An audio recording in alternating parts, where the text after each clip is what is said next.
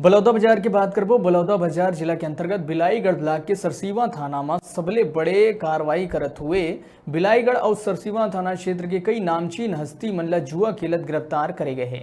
बताया जाता है कि ये कार्रवाई ले क्षेत्र में चर्चा के विषय बने हुए हैं।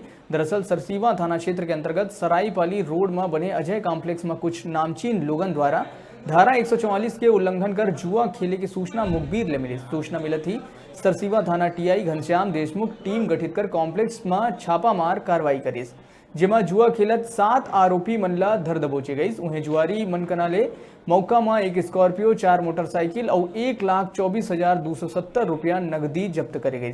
साथ ही 52 ताश के पत्ती भी जब्त करे गई।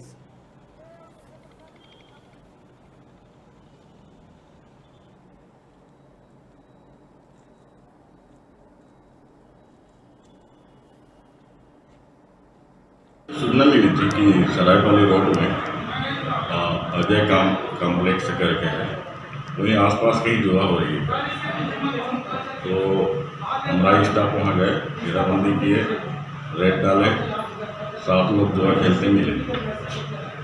उनके विरुद्ध धारा 13 जुआ एक्ट और अभी जानते हुए भी कोविड-19 के तहत लॉकडाउन है, 144 धारा लगा हुआ है, तो सोशल डिस्टेंसिंग का पालन नहीं कर रहे थे और खुलेआम उल्लंघन कर रहे थे, मास्क भी नहीं लगा रहे थे।